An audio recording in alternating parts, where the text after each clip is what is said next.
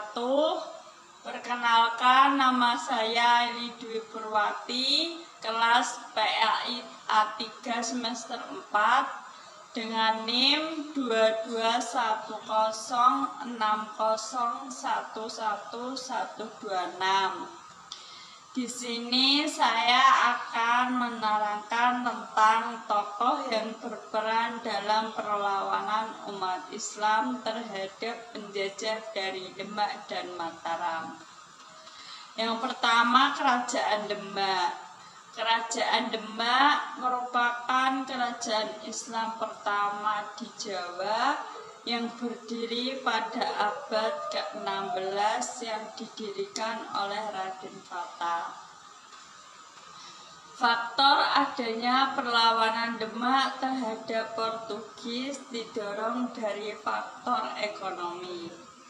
Karena kedatangan Portugis di Malaka menyebabkan hubungan antara Jawa dan Malaka terputus, sehingga sisa produk produksi Jawa tidak dapat diekspor ke Malaka sebagai pelabuhan penghubung.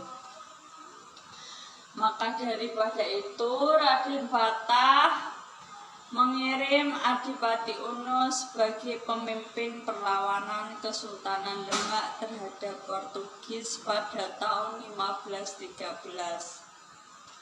Adipati Unus mengarahkan armada yang dipusatkan di Jepara dengan menggunakan 100 kapal dan 5.000 pasukan dari Jawa. Sayangnya serangan tersebut tidak berhasil menyingkirkan Portugis dari Malaka, dan kegagalan itu tidak menghentikan Demak. Beberapa waktu kemudian, pada tahun 1521, Adipati Unus kembali melawan Portugis dalam usahanya yang merebut Malaka.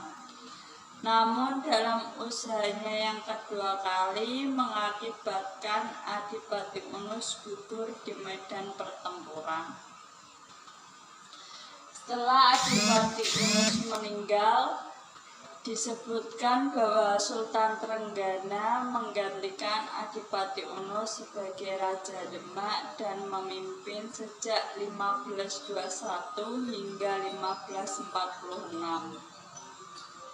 Pada masa pemerintahannya Sultan Trenggana kala itu, Portugis berencana akan mendirikan benteng di Sunda Kelapa sebagai hasil perjanjian antara Enrico Emi yang merupakan utusan Portugis dengan penguasa Pajajaran.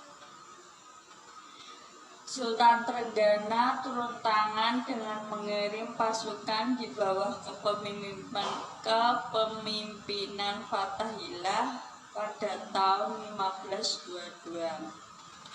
Tujuannya untuk menaklukkan Jawa Barat sekaligus mengusir Portugis.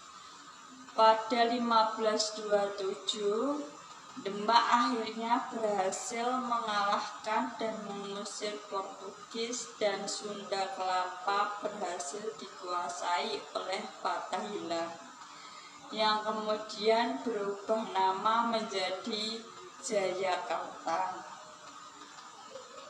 Setelah kemenangan Sultan Trenggana dalam mengusir Portugis dari Demak, pada tahun 1546 terjadi insiden yang membuat Sultan Trenggana terbunuh. Maka setelah itu Kerajaan Demak dipimpin oleh putranya yang bernama Sultan Prawata.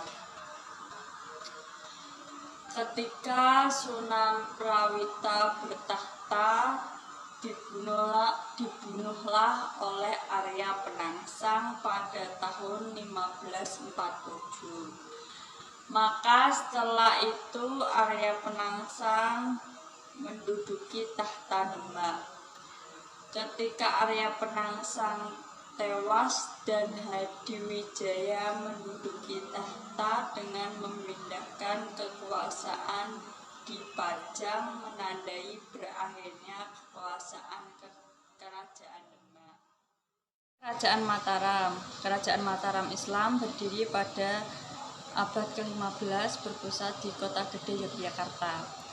Pada masa pemerintahan Sultan Agung menjadi puncak kejayaan Kerajaan Mataram.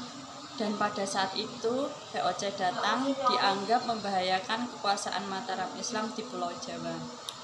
Maka Sultan Agung melakukan perlawanan terhadap VOC di Batavia, melakukan serangan sebanyak 2 kali meskipun belum berhasil mengalahkan VOC. Namun sebelum pemerintahan Sultan Agung telah berhasil membawa Kerajaan Mataram menjadi kerajaan Islam yang cukup besar di tanah Jawa. Keruntuhan Kerajaan Mataram Islam ditandai dengan perjanjian Giyanti pada tahun 1755 yang membagi Kerajaan Mataram Islam menjadi 2 bagian, yakni Kesunanan Surakarta dan Kesultanan Yogyakarta.